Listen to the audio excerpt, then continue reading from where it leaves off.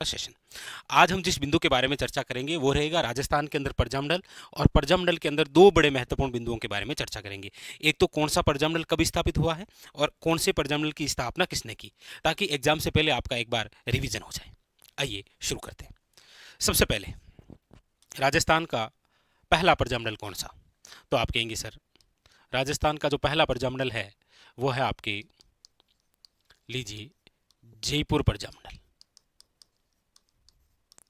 राजस्थान का सर्वप्रथम गठित प्रजामंडल कौन सा था? जयपुर प्रजामंडल। और जयपुर प्रजामंडल वे प्रजामंडल है जिसकी स्थापना कब हुई थी? आप कहेंगे सर 1931 के अंदर। और स्थापना करने वाले कौन थे? तो आप कहेंगे सर नाम है कपूर चंद पाटनी।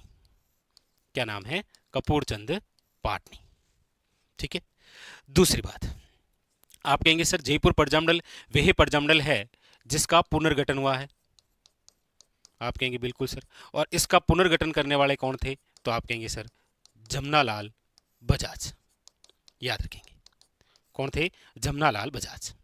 क्लियर है? दो बात। राजस्थान का पहला प्रजामंडल जयपुर प्रजामंडल 1931, गठनकर्ता कपूरचंद पाटनी, लेकिन पुनर्गठनकर्ता कौन है? याद रखिएगा जमनालाल बजाज, जिन्हें राजस्थान का भामाशाह कह सकते हैं आप, जिनको गुलाम नंबर 4 और गांधी जी का 5वां पुत्र आप कहते हैं। ठीक है। 1931 में ही याद रखेंगे आप एक और प्रजामंडल गठित हुआ था, वो है आपके बूंदी प्रजामंडल। कौन सा था? बूंदी प्रजामंडल। पूछा जाए बूंदी प्रजामंडल के संस्थापक कौन, तो आप कहेंगे सर कांतिलाल जैन। कौन थे? कांतिलाल जैन। यानी 1931 के अंदर राजस्थान में दो प्रजामंडल गठित हुए, एक तो है जयपुर प्रजामंडल और एक है आपके कौन सा? बूंदी प्रजामंडल। लेकिन पहले कौन सा हुआ था? जयपुर, और उसके बाद में कौन सा? बूंदी। क्लियर? तो 1931 के अंदर दो प्रजामंडल। नेक्स्ट आगे, अगली जो बात है वो है आपके यहां से, अगली बात है आपके वो है मारवाड़ प्रजामंडल। नंबर तीसरा कौन सा है? मारवाड़ प्रजामंडल। ये जो मारवाड़ प्रजामंडल है इसका जो गठन है वो हुआ है 1934 के अंदर, और गठनकर्ता कौन है? तो आप कहेंगे sir doctor J Narayan Vyas. कौन है? याद रखिएगा doctor J Narayan Vyas. Very very important. Marwar Prajamandal कब? 1934 के अंदर, और फाउंडर कौन है? Doctor J Narayan Vyas. अच्छा, 1934 के अंदर एक बात आप और पढ़ते हैं, वो है हाड़ौती प्रजामंडल। कौन सा पढ़ते हैं? हाड़ौती प्रजामंडल। पूछा जाए हाड़ौती प्रजामंडल का गठन कब हुआ? 1934 के अंदर, और गठनकर्ता कौन है? याद रखिएगा नैनूराम शर्मा। कौन है? नैनूराम शर्मा। लेकिन उसके बाद में फिर हाड़ौती से अलग हो गया था कौन सा? कोटा। इसीलिए 1939 में आप वापस पढ़ते हैं कोटा प्रजामंडल। 1931 में दो प्रजामंडल बने, जयपुर प्रजामंडल और कौन सा? बूंदी प्रजामंडल। 1934 में आपके सामने फिर दो प्रजामंडल है, मारवाड़ प्रजामंडल, जिसे आप जोधपुर प्रजामंडल भी कह सकते हैं। ठीक है, क्योंकि मारवाड़ का नाम बदलकर जोधपुर जो किया गया था वो किया गया था 1933 में। ठीक है, याद रखेंगे आप। तो इसे आप जोधपुर प्रजामंडल भी कह सकते हैं। ये लो, क्या कह सकते हैं आप इसे? जोधपुर प्रजामंडल। याद रखेंगे। ठीक है। आइए नेक्स्ट, उसके बाद में अगली बात हम करते हैं, वो है आपके 1936। और 1936 के अंदर भी दो प्रजामंडल गठित हुए हैं। एक तो हुआ है आपके, याद रखिएगा 4 अक्टूबर, डेट सहित याद रखिएगा, 4 अक्टूबर 1936। कौन सा प्रजामंडल? याद रखिएगा बीकानेर प्रजामंडल। बीकानेर प्रजामंडल का जो गठन है वो कब हुआ है? याद रखिएगा 4 अक्टूबर 1936। अच्छा, संस्थापक कौन है? आप कहेंगे सर मग्गाराम वैद्य। कौन है? मग्गाराम वैद्य। याद रखेंगे। 1936 के अंदर ही एक और प्रजामंडल गठित हुआ है, आप कहेंगे सर वो कौन सा है? तो वो है आपके, याद रखिएगा, धौलपुर प्रजामंडल। धौलपुर जो प्रजामंडल है इसका गठन भी कब हुआ है? याद रखिएगा 1936 के अंदर। अच्छा, धौलपुर प्रजामंडल के फाउंडर कौन थे? तो याद रखिएगा, वैसे तो नाम आता है कई बार कृष्णदत्त पालीवाल। क्या नाम आता है? नाम मिलता है कृष्णदत्त पालीवाल। लेकिन इसके अलावा दो नाम आप और याद रखेंगे। कौन कौन से? आप कहेंगे सर एक तो आप नाम याद रखेंगे ज्वाला प्रसाद जिज्ञासु, ज्वाला प्रसाद जिज्ञासु, और एक नाम आप याद रखेंगे जोहरी लाल इंदू। क्या नाम है? जोहरी लाल इंदू। लीजिए एक बार वापस देख लीजिए। 1931 में दो प्रजामंडल है, जयपुर प्रजामंडल और बूंदी प्रजामंडल। 1934 में दो गठित हैं, एक मारवाड़ है, एक हाड़ौती है। हालांकि बाद में हाड़ौती से अलग हो जाता है कोटा प्रजामंडल। ठीक है। 36 के अंदर भी दो है, बीकानेर प्रजामंडल और कौन सा, धौलपुर प्रजामंडल। यहां पर एक एक बात आप और ध्यान देंगे, कौन सी, वो आप कहेंगे सर ये देखिए, मारवाड़ प्रजामंडल, इस प्रजामंडल के तहत 2 दिवस मनाए गए थे। कौन कौन से, एक तो याद रखिएगा मनाया गया था कृष्णा दिवस, याद रखेंगे, और एक मनाया गया था शिक्षा दिवस। कृष्णा दिवस और कौन सा, शिक्षा दिवस। उसी प्रकार जयपुर प्रजामंडल के तहत मनाया गया था, याद रखिएगा, मोती दिवस। ये यहाँ की इंपॉर्टेंट बात। एक इंपॉर्टेंट बात कि आपके सामने ये जो प्रजामंडल है, इनमें से बीकानेर ऐसा प्रजामंडल है जिसकी स्थापना जो है वो कलकत्ता में हुई है। ये यूनिक बात है थोड़ी सी, कि निम्न में से ऐसा प्रजामंडल जिसकी स्थापना जो है वो कलकत्ता के अंदर हुई है, वो कौन सा प्रजामंडल है, बीकानेर प्रजामंडल। क्लियर हो गया आपके सामने, जयपुर प्रजामंडल, बूंदी प्रजामंडल, मारवाड़ प्रजामंडल, बीकानेर प्रजामंडल, और आपके सामने कौन सा, याद रखिएगा, धौलपुर प्रजामंडल। आगे बढ़े, नेक्स्ट।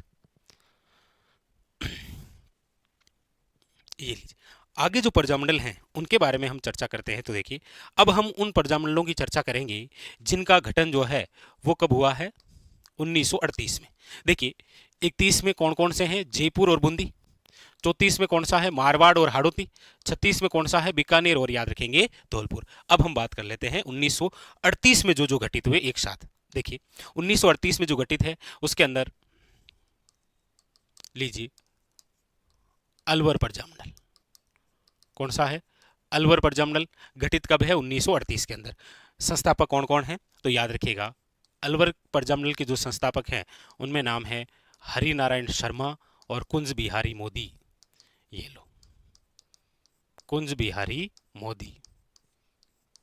तो अलवर प्रजामंडल स्थापना 1938 और फाउंडर कौन है, हरि नारायण शर्मा और कुंज बिहारी मोदी। ठीक है। अलवर के बाद में भरतपुर।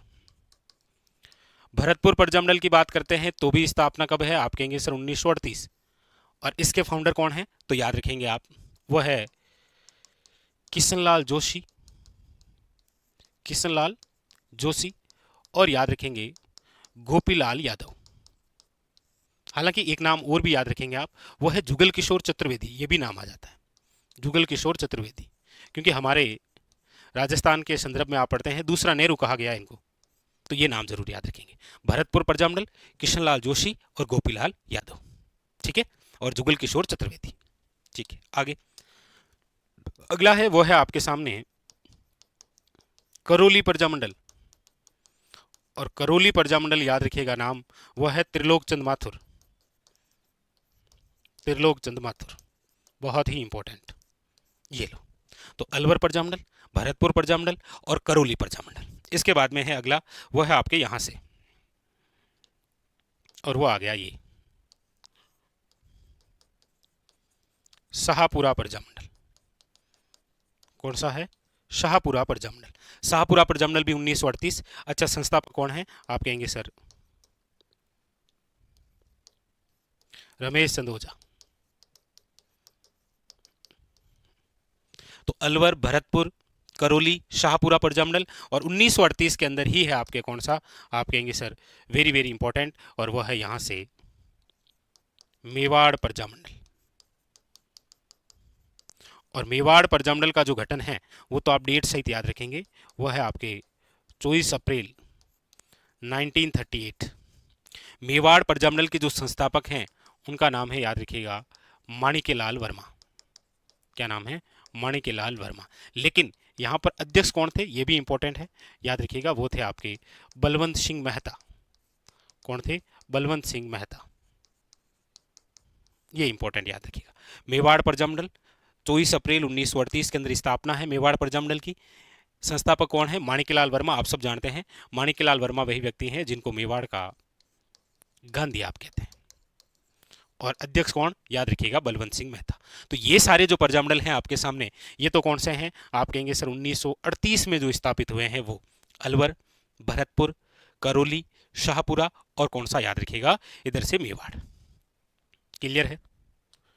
इसमें एक बात जरूर याद रखिएगा आप, कौन सी, कि सर ये जो भरतपुर प्रजामंडल है ना, इसकी जो स्थापना है, अलवर प्रजामंडल, भरतपुर प्रजामंडल, करौली प्रजामंडल, शाहपुरा प्रजामंडल और आपके सामने मेवाड़ प्रजामंडल, इन सभी प्रजामंडलों का गठन तो कब हुआ है, तो आप कहेंगे सर 1938 में हुआ है, किसी प्रकार से कोई डाउट नहीं है।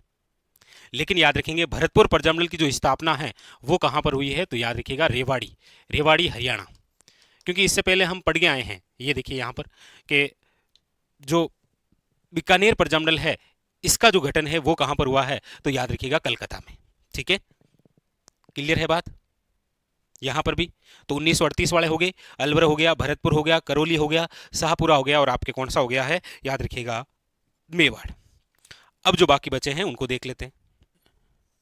पहले हम पढ़ते हैं 1939 वाले, ये तो हम भूल ही जाते। 1939 में कौन कौन से प्रजामंडल बने इनके बारे में भी चर्चा करनी है। तो 1939 में देखेंगे आप, एक तो बना है आपके कौन सा, आप कहेंगे सर कोटा प्रजामंडल।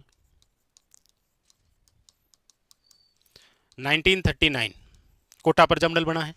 1939 किशनगढ़ प्रजामंडल बना है, याद रखेंगे। 1939 सिरोही प्रजामंडल बना है, ये लीजिए। 1939 के अंदर हमारे राजस्थान में 3 प्रजामंडल गठित हुए, एक कोटा प्रजामंडल है, एक किशनगढ़ प्रजामंडल है, और एक सिरोही प्रजामंडल है। कोटा जो प्रजामंडल है इसके जो संस्थापक हैं याद रखेंगे वही आपके नैनूराम शर्मा या नैनूराम शर्मा। क्लियर। किशनगढ़ जो प्रजामंडल है इसके जो फाउंडर हैं नाम याद रखेंगे कांतिलाल चौथानी। कौन है, कांतिलाल चौथानी। और सिरोही जो प्रजामंडल है याद रखेंगे गोकुल भाई भट्ट। कौन है, गोकुल भाई भट्ट। गोकुल भाई भट्ट आप सब जानते हैं जिन्हें राजस्थान का गांधी कहते हैं। क्या कहते हैं, राजस्थान का गांधी। और इन तीनों में से याद रखिएगा सिरोही प्रजामंडल का जो गठन है वो मुंबई में हुआ है, ये लीजिए। 1939 के अंदर कौन कौन से, कोटा प्रजामंडल, किशनगढ़ प्रजामंडल, और कौन सा बना, सिरोही प्रजामंडल। क्लियर। आगे अब हम बात कर लेते हैं बाकी जो जितने भी प्रजामंडल बचे हैं उनके बारे में। क्योंकि देखिए सर्वप्रथम 1931 वाले 2 हो गए, जयपुर और बूंदी। 34 वाले हो गए, 36 वाले हो गए, 38 वाले हो गए, और अभी हमने चर्चा की 1939 वाली। ठीक है, अब देखिए आगे। अब यहां पर हम लिख लेते हैं अगला जो प्रजामंडल है वो है आपके देखिए कुशलगढ़ प्रजामंडल। और ये जो कुशलगढ़ प्रजामंडल है वेरी वेरी इंपॉर्टेंट, याद रखेंगे। स्थापना है 1942 के अंदर, और फाउंडर कौन है, तो आप कहेंगे सर भंवरलाल निगम।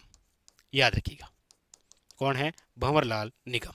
कुशलगढ़ प्रजामंडल 1942, भंवरलाल निगम। नेक्स्ट अगली बात, अगला जो प्रजामंडल है वो है आपके सामने बांसवाड़ा प्रजामंडल। और बांसवाड़ा जो प्रजामंडल है इसका जो गठन है वो याद रखेंगे 1943। और इसके जो फाउंडर हैं वो है आपके याद रखिएगा भूपेंद्र नाथ त्रिवेदी। नाम जरूर याद रखिएगा, भूपेंद्र नाथ त्रिवेदी। क्लियर। उसके बाद में अगला जो प्रजामंडल है वो है आपके इधर से, यानी कि अगला जो प्रजामंडल है वो है आपके डूंगरपुर प्रजामंडल। कौन सा है, याद रखिएगा डूंगरपुर प्रजामंडल। और ये जो डूंगरपुर प्रजामंडल है इसकी जो स्थापना है वो है आपके 1944। फाउंडर कौन है, तो आप कहेंगे सर भोगीलाल पांड्या। कौन है, याद रखिएगा भोगीलाल पांड्या, जिन्हें आप वागड़ का गांधी कहते हैं। क्या कहते हैं, वागड़ का गांधी, याद रखिएगा। तो भोगीलाल पांड्या, कौन सा प्रजामंडल, डूंगरपुर प्रजामंडल। ठीक है। नेक्स्ट अगला है आपके इधर से लिख लेते हैं वो है आपके जैसलमेर प्रजामंडल। कौन सा, जैसलमेर प्रजामंडल। ये जो जैसलमेर प्रजामंडल है ये है 1945 के अंदर। फाउंडर कौन है, तो याद रखिएगा मिठालाल व्यास। और एक बात याद रखिएगा, जो जैसलमेर जो प्रजामंडल है इसकी जो स्थापना है वो जोधपुर में हुई है, और इसके तहत एक दिवस मनाया गया था जिसका नाम है जवार दिवस। कौन सा प्रजामंडल है, याद रखिएगा जैसलमेर प्रजामंडल, इंपॉर्टेंट। ठीक है। 45 में ही एक और प्रजामंडल है, कौन सा, वो है आपके सामने, याद रखिएगा प्रतापगढ़ प्रजामंडल। कौन सा है, प्रतापगढ़ प्रजामंडल। और ये जो प्रतापगढ़ प्रजामंडल है इसकी स्थापना भी 1945 में। याद रखिएगा फाउंडर कौन है, तो आप कहेंगे सर एक तो नाम है अमृतलाल पायक, दूसरा नाम है, याद रखिएगा very very important, Chunnilal Prabhakar. और राजस्थान का जो अंतिम प्रजामंडल है वो है आपके, ये लीजिए झालावाड़ प्रजामंडल। कौन सा प्रजामंडल है? झालावाड़ प्रजामंडल, जिसका गठन है 1946 के अंदर। और फाउंडर कौन है? तो याद रखिएगा मांगीलाल भव्य। मांगीलाल भव्य। ये हो गए आपके राजस्थान के अंदर जितने भी प्रजामंडल हैं वो सारे के सारे। एक बार वापस देख लीजिए यदि कोई रह गया है तो। सबसे पहले आपने पढ़ा जयपुर प्रजामंडल, फिर बूंदी प्रजामंडल, फिर आपने पढ़ा मारवाड़, एक ये हाड़ौती भी याद रखिएगा, बीकानेर, और इधर से आपने पढ़ा धौलपुर। एक याद रखिएगा राजस्थान की एकमात्र ऐसी रियासत जहां पर प्रजामंडल नहीं हुआ वो है, याद रखिएगा, टोंक रियासत। यहां पर प्रजामंडल नहीं हुआ था। राजस्थान का पहला प्रजामंडल पूछे तो जयपुर प्रजामंडल है, लेकिन राजस्थान का पहला राजनीतिक प्रजामंडल आपको पूछे तो आप याद रखेंगे कौन सा है? मारवाड़ प्रजामंडल। ये हो गई। इसके बाद में फिर आपके ये हमने पढ़े 1938 वाले अलवर, भरतपुर, करौली, शाहपुरा और कौन सा? मेवाड़। इसके बाद में फिर 1939 वाले पढ़े कोटा, किशनगढ़ और सिरोही। और उसके बाद में ये कुशलगढ़, बांसवाड़ा, डूंगरपुर, जैसलमेर, प्रतापगढ़ और कौन सा? झालावाड़ प्रजामंडल। खास और बड़ा महत्वपूर्ण सा बिंदु रहने वाला है, और वो बिंदु रहेगा राजस्थान में प्रमुख महल। क्योंकि आप देखेंगे कि आपके एग्जाम के अंदर यहां से रिलेटेड क्वेश्चन जरूर आएगा। राजस्थान में प्रमुख महल के बारे में चर्चा करते हैं। महलों को पढ़े तो सबसे पहले हम चलते हैं राजधानी यानी कि जयपुर। और जयपुर के अंदर जो जो प्रसिद्ध महल हैं उनके बारे में यदि हम चर्चा करें तो सबसे पहले हमें जिस महल के बारे में चर्चा करनी है वो है आपके सामने हवा महल। याद रखिएगा सबसे पहला बिंदु कि प्रसिद्ध जो हवा महल है राजस्थान का वो जयपुर के अंदर है, और इसे राजस्थान का एयर दुर्ग कहा गया है। याद रखिएगा राजस्थान का कौन सा महल एयर दुर्ग के नाम से जाना जाता है? याद रखिएगा हवा महल। ये जो हवा महल है इसका जो निर्माण है याद रखिएगा वो करवाया गया है आपके सवाई प्रताप सिंह द्वारा। कब करवाया गया है? तो याद रखिएगा 1799 के अंदर। अच्छा, इसके जो वास्तुकार हैं वो कौन थे? तो याद रखिएगा वास्तुकार थे लाल चंदुस्ता। ये जो हवा महल है ये याद रखिएगा बिना नींव का महल है। नींव नहीं दी गई है, बिना नींव का। जैसे बिना नींव का किला कौन सा है? गागरोन का। वैसे बिना नींव का है कौन सा? याद रखिएगा हवा महल।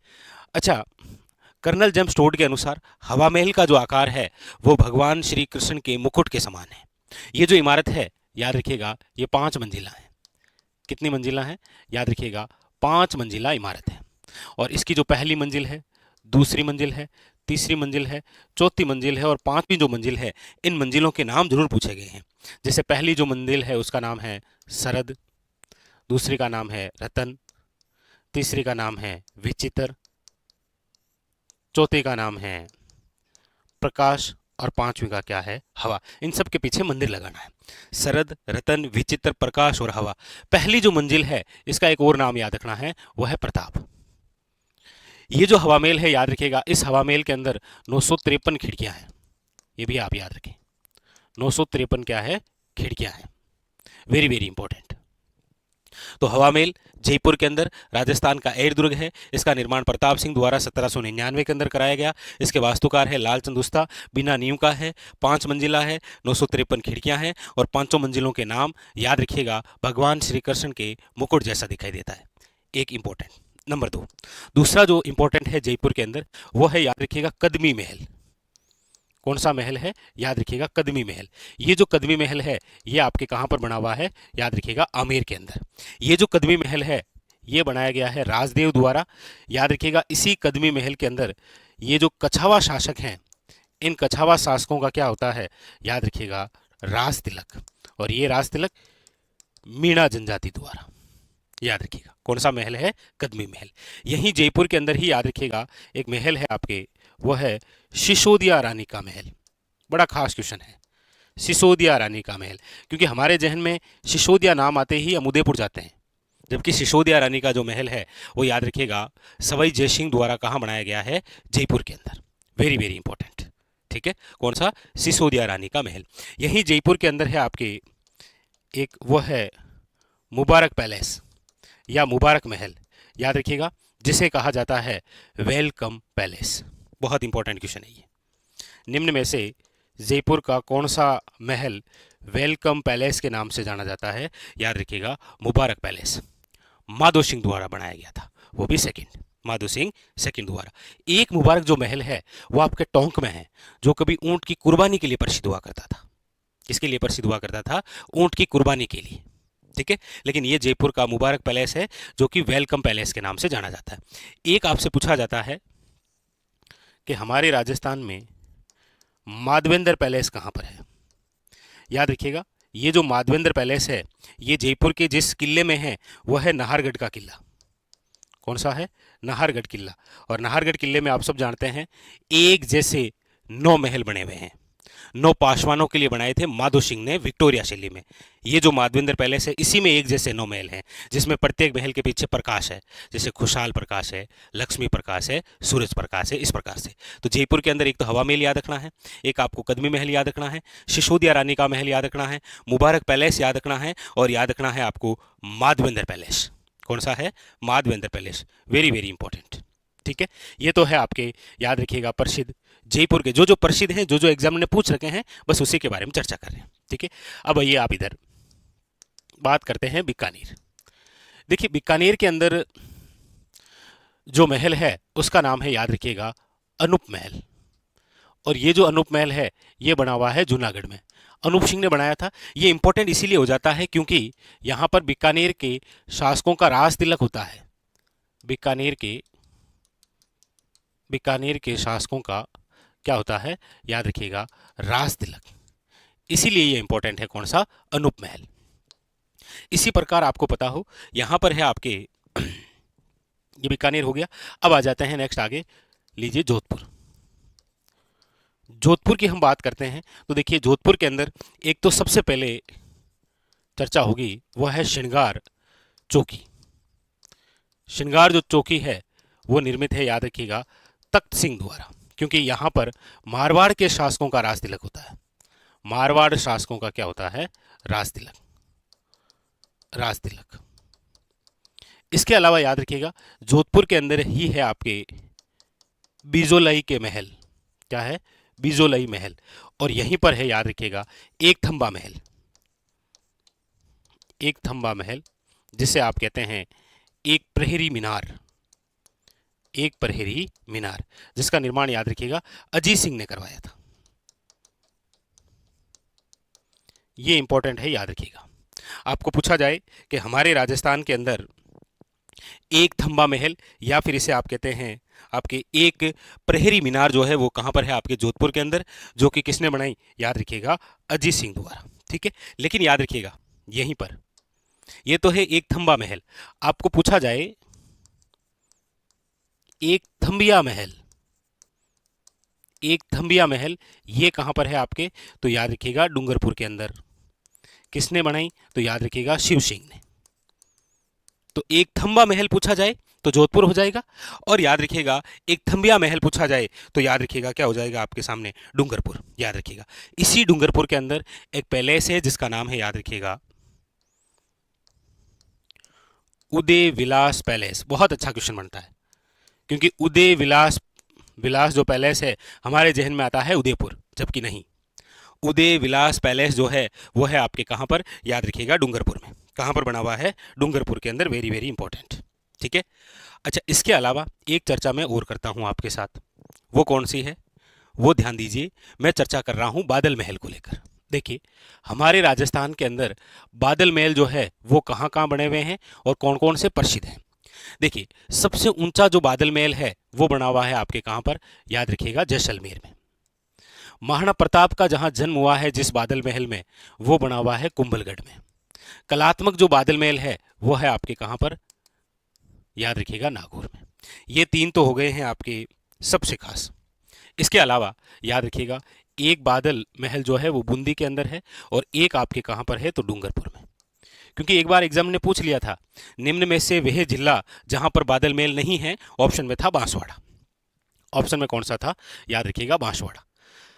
तो ये हमारे राजस्थान के जो प्रसिद्ध बादल महल हैं, ये आप थोड़ा सा जरूर याद रखें क्योंकि यहां से एग्जामिनर जो है वो आपको क्वेश्चन पूछ लेता है। ठीक है, क्लियर है ये? अब देखिए आगे। इसके अलावा हम चर्चा करते हैं सबसे पहले तो उन महलों के बारे में जिसको फर्ग्यूसन ने विंडसर के महलों की संज्ञा दी है। वो कहाँ के महल हैं? तो याद रखिएगा वो है उदयपुर के राजमहल। याद रखिएगा। क्वेश्चन आता है, निम्न में से कौन से महलों को फर्ग्यूसन द्वारा विंडसर महलों की संज्ञा दी गई है? विंडसर महलों की, तो याद रखिएगा वह है आपके उदयपुर के राजमहल। विंडसर के महल बताया गया है इन्हें। क्या बताया गया है? याद रखिएगा विंडसर महल, याद रखिएगा। ठीक है, विंडसर महल बताया गया है। ठीक है, नेक्स्ट आइए आगे। इसके अलावा आप सभी जानते हैं कि रणथंभौर जो दुर्ग है, रणथंभौर, इस रणथंभौर दुर्ग जो कि सवाई माधोपुर के अंदर है, इसमें दो महल बने हुए हैं। एक तो बना हुआ है, याद रखिएगा, जोगी महल। कौन सा महल है? जोगी महल। और एक बना हुआ है आपके, याद रखिएगा, सुपारी महल। एक जोगी महल है और एक कौन सा है? सुपारी महल। ये जो सुपारी महल है, ये हमारे राजस्थान का एकमात्र ऐसा महल है जहां पर एक ही जगह मंदिर, मस्जिद और गिरजाघर बने हुए हैं। इसीलिए आप देखते हैं काफी बार एग्जामिनर ने ये क्वेश्चन पूछ रखा है, जोगी महल और कौन सा? सुपारी महल। नेक्स्ट आगे। अच्छा, जो टोंक है, इस टोंक के अंदर आप याद रखिएगा, टोंक, टोंक के अंदर एक तो है आपके मुबारक महल, जो कभी ऊंट की कुर्बानी के लिए प्रसिद्ध हुआ करता था, पहले हुआ करता था, क्योंकि आप सब जानते हैं 2014 के अंदर तो इसे राज्य पशु का दर्जा दे दिया गया। ऊंट की कुर्बानी हेतु प्रसिद्ध हुआ करता था ये काफी बार क्वेश्चन आया। और एक मुबारक जो पैलेस है हम पढ़ के आए हैं, वो है आपके कहां पर? तो आप कहेंगे सर वो बना हुआ है आपके, वेरी वेरी इंपॉर्टेंट, याद रखिएगा, जयपुर के अंदर। ठीक है। अच्छा, टोंक के अंदर एक है आपके सुनहरी कोठी, याद रखिएगा, कौन सी है? सुनहरी कोठी, जिसका निर्माण मोहम्मद इब्राहिम खान ने करवाया है, इब्राहिम खान ने। यह भी इंपॉर्टेंट है, याद रखिएगा। ठीक है। इसके अलावा हम राजस्थान के अंदर अन्य जो महल हैं उनकी यदि हम चर्चा करें तो देखिए, जो बूंदी है, बूंदी का जो तारागढ़ दुर्ग है, इस तारागढ़ के अंदर देखिए अनिरुद्ध महल है, याद रखिएगा, जीवरखा महल है, याद रखिएगा, चित्रशाला महल है, याद रखिएगा, रंग महल है, और याद रखिएगा शुक महल है, शुक महल है। ये सारे जो महल हैं ये आपके कहां पर है? बूंदी के तारागढ़ में। ठीक है। एक है आपके, याद रखिएगा, कोटा के अंदर बना हुआ है अबली मीणी का महल। कौन सा है? याद रखिएगा, अबली मीणी का महल।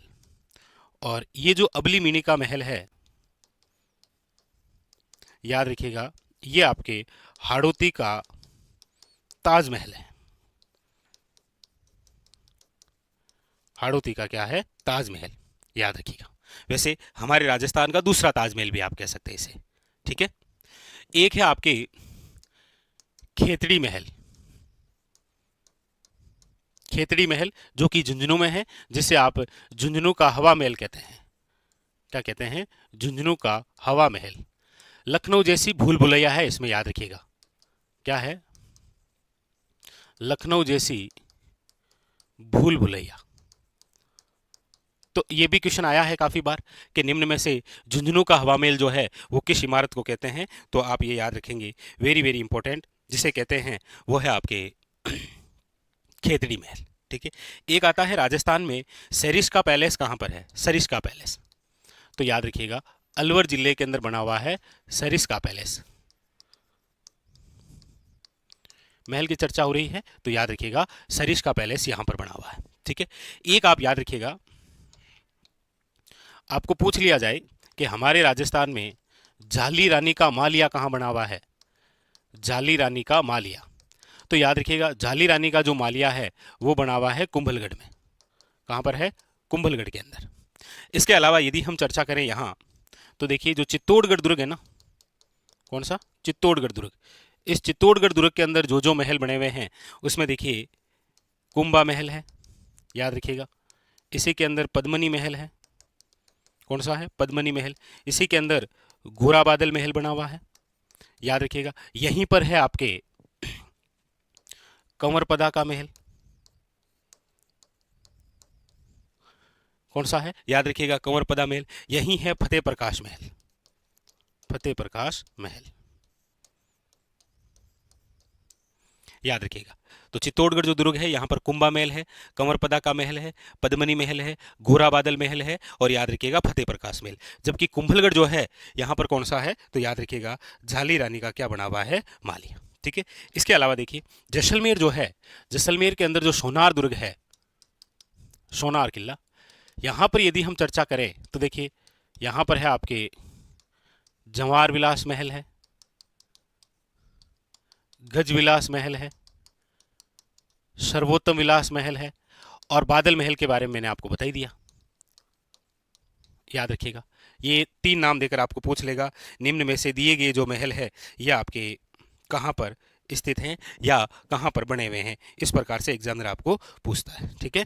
एक आप कोटा के अंदर और याद रखिए अबेड़ा महल आ जाता है, ऐसा कि अबेड़ा जो महल है ये निम्न में से कहाँ पर बना हुआ है, याद रखिएगा कोटा के अंदर। ठीक है। Very very. चित्रकला से संबंधित आज का जो हमारा बिंदु है वो है आपके राजस्थान चित्रकला। राजस्थान चित्रकला के अंदर कौन कौन सी चित्र शैलियाँ हैं और उन सभी चित्र शैलियों के अंदर कौन कौन से प्रमुख वो चित्रकार हैं जिनसे रिलेटेड आपको एग्जामिनर क्वेश्चन पूछता है। ठीक है। सबसे पहली बात तो कि आप जब राजस्थान चित्रकला पढ़ते हैं तब आप पढ़ते हैं कि हमारे राजस्थान में कुल 4 स्कूलें हैं। कितनी स्कूलें हैं? 4 स्कूलें। कौन कौन सी? एक तो आप कहेंगे सर वो है मारवाड़ स्कूल। कौन सी है? एक तो है आपके मारवाड़ स्कूल, एक है आपके ढूंढाड़ स्कूल, एक है आपके हाड़ौती स्कूल, और एक है आपके मेवाड़ स्कूल। ये हमारे राजस्थान के अंदर प्रमुख रूप से क्या है, 4 स्कूल है। तो एक तो क्वेश्चन यहीं से बन जाता है कि कौन सी चित्रशैली कौन सी स्कूल का भाग है। जैसे सबसे पहले मैं चर्चा करता हूं आपके साथ में मारवाड़ स्कूल को लेकर। मारवाड़ स्कूल की यदि हम बात करते हैं तो देखिए इसमें सबसे पहली जो चित्रशैली है वो है आपके मारवाड़ या फिर जोधपुर चित्रशैली। मारवाड़ या जोधपुर चित्रशैली की यदि हम चर्चा करें तो आप सब जानते हैं कि मारवाड़ या जोधपुर चित्रशैली जो है इसके अंदर चित्रकारों की यदि हम बात करते हैं तो देखो नाम आता है वीर जी भाटी। ठीक है। नाम आता है दानाजी भाटी, नाम आता है रतनदास जी भाटी, नाम आता है आयदान जी भाटी, आयदान जी भाटी, और इसी के अंदर नाम पढ़ते हैं आप शेपूदास, नाम पढ़ते हैं आप छज्जूदास, नाम पढ़ते हैं आप जीतमल, और नाम आप पढ़ते हैं कालूराम। ये जो नाम है ये आपके कौन सी चित्रशैली से संबंधित है, मारवाड़ या जोधपुर चित्रशैली। और इसमें सबसे इंपॉर्टेंट बात याद रखिएगा कि ये जो वीर जी भाटी है इन्होंने रागमाला का चित्रण किया है। किसका चित्रण किया है? रागमाला का चित्रण। और इन्होंने ये जो रागमाला का चित्रण किया है किसके लिए किया है? तो याद रखिएगा पाली के एक व्यक्ति हैं जिनका नाम है विठल दास चंपावत के लिए। क्लियर? इसी मारवाड़ स्कूल के अंदर नंबर 2 पर आप जो चित्रशैली पढ़ते हैं एक तो हो गई मारवाड़ या फिर जोधपुर, दूसरी जो है वो हम चर्चा कर लेते हैं बीकानेर चित्रशैली। वो भी इसी में आती, मारवाड़ स्कूल का ही भाग है बीकानेर चित्रशैली। और ये जो बीकानेर चित्रशैली है इसके अंदर तो 2 परिवार है, याद रखिएगा। एक तो आपके उस्ता परिवार है और एक आपके कौन सा है, मथेरण परिवार है। उस्ता परिवार है और कौन सा, मथेरण परिवार। तो उस्ता परिवार के जो चित्रकार हैं उसमें आप नाम पढ़ते हैं देखो रुकनुद्दीन, अली रजा, रुकनुद्दीन है, अली रजा है, आपके हसन है, हिसामुद्दीन उस्ता है, और एक नाम बहुत ही इंपॉर्टेंट, बहुत ही ज्यादा इंपॉर्टेंट याद रखिएगा, और वो है आपका कौन सा, आप कहेंगे सर शाह मोहम्मद। क्या नाम है? शाह मोहम्मद। क्योंकि मोहम्मद शाह जो है वो है जयपुर चित्रशैली में, और यहां पर कौन सा है, शाह मोहम्मद। मथेरण परिवार की यदि हम बात करेंगे तो इधर मथेरण परिवार के अंदर जो चित्रकार हैं उनमें नाम आप पढ़ते हैं जय किशन, राम किशन, चंदूलाल, मुन्ना लाल, मुकुंद, और एक नाम याद रखिएगा, वो है बीकानेर चित्रशैली के अंदर मुल्लर, क्योंकि मुल्लर ने चित्रण किया है पृथ्वीराज राठौड़ द्वारा महाराणा प्रताप को पत्र लिखते हुए का चित्रण। सबसे इंपॉर्टेंट याद रखिएगा, किसका चित्रण मिलता है? मुल्लर द्वारा जिसका चित्रण किया गया है वो है आपके सामने वेरी वेरी इंपॉर्टेंट, और वो चित्रण मिलता है पृथ्वीराज राठौड़ द्वारा महाराणा प्रताप को पत्र लिखते हुए का चित्रण। तो ये जो चित्रकार हैं ये आपके कौन सी चित्रशैली के अंदर आते हैं? तो आप याद रखिएगा ये आ गए हैं आपके बीकानेर चित्रशैली। ठीक है, आगे इसी के अंदर आपके मारवाड़ स्कूल का भाग है कौन सी चित्रशैली? तो आप कहेंगे सर वो है, ये लो एक बार किशनगढ़ चित्रशैली ले लेते हैं। और किशनगढ़ जो चित्रशैली है इसके अंदर जो प्रसिद्ध चित्रकार हैं उनमें आप नाम पढ़ते हैं मोर धवज निहाल चंद, नाम पढ़ते हैं आप सूरज धवज, नाम पढ़ते हैं आप अमीर चंद, नाम पढ़ते हैं आप लाडली दास, नाम आप पढ़ते हैं बदन सिंह। प्रसिद्ध प्रसिद्ध चित्रकारों के नाम लिखा रहा हूं। ये सारे जो चित्रकार हैं ये किससे संबंधित है? किशनगढ़ चित्रशैली। और इसमें सबसे खास मोर धवज निहाल चंद जिन्होंने कौन सा चित्र बनाया है?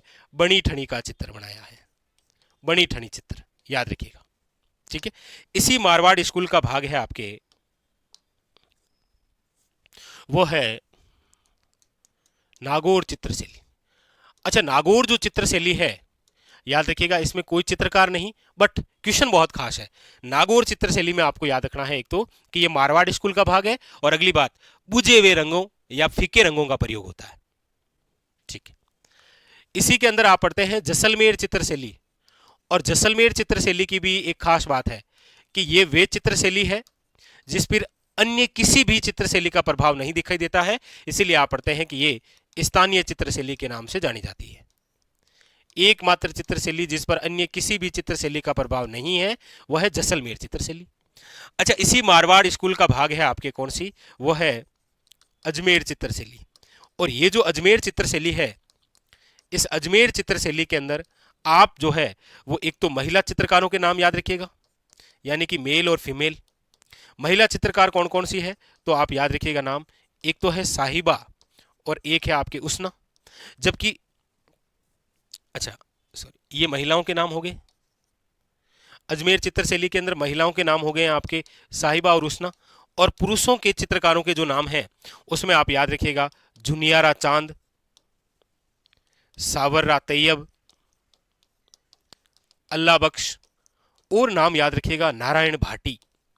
ये जो नाम है ये आपके जिस चित्रशैली से संबंधित है वो है अजमेर। यानी कि मारवाड़ स्कूल के अंदर आप प्रोपरी मारवाड़ या जोधपुर चित्रशैली, नंबर 2 बीकानेर चित्रशैली, नंबर 3 किशनगढ़ चित्रशैली, नंबर 4 अजमेर चित्रशैली, नंबर 5 नागौर चित्रशैली, नंबर 6 जैसलमेर चित्रशैली। ये सारी जो चित्रशैलियां हैं वो तो किसका भाग है? मारवाड़ स्कूल का। इसके अलावा ये तो चित्रशैलियां हैं, इसके अलावा याद रखिएगा जैसे घाणेराव चित्रशैली है, बिनाय चित्रशैली है, रिया चित्रशैली है। ये सारी उप चित्रशैलियां हैं किसकी? याद रखिएगा मारवाड़ की। ठीक है, आइए आगे अब हम चर्चा करते हैं, वो है आपके सामने ढूंढाड़ स्कूल। ढूंढाड़ स्कूल के अंदर लीजिए सबसे पहले बात आमेर चित्रशैली की। और आप सब जानते हैं सर्वप्रथम मुगल प्रभाव यदि किसी चित्रशैली पर है तो वो आमेर चित्रशैली है। और आमेर चित्रशैली के अंदर आप चित्रकारों के नाम याद रखेंगे तो एक तो मुरली है, एक याद रखिएगा पुष्पदत्त है, और एक नाम याद रखिएगा हुक्मचंद है। बस मुरली वे चित्रकार है जिसने बिहारी सतसाई का चित्रण किया था।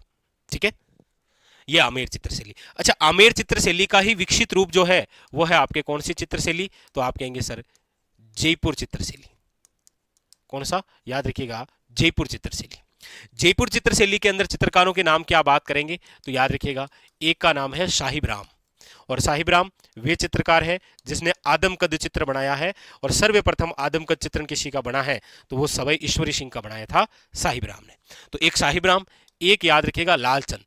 अच्छा, यहां पर याद रखिएगा लालचंद है किसमें? जयपुर चित्रशैली के अंदर। और डालचंद जो है वो है आपके, याद रखिएगा, मारवाड़ चित्रशैली में। मारवाड़ में डालचंद है, जयपुर में याद रखिएगा लालचंद है। अच्छा, इसके अलावा जयपुर में याद रखिएगा मोहम्मद शाह है। कौन है? मोहम्मद शाह। और ये जो मोहम्मद शाह है ये आपके किसके समय है? तो सवाई जयसिंह के समय है, याद रखिएगा। जबकि बीकानेर के अंदर कौन है? आप कहेंगे सर शाह मोहम्मद है। यहां पर मोहम्मद शाह है, यहां लालचंद है, वहां डालचंद है।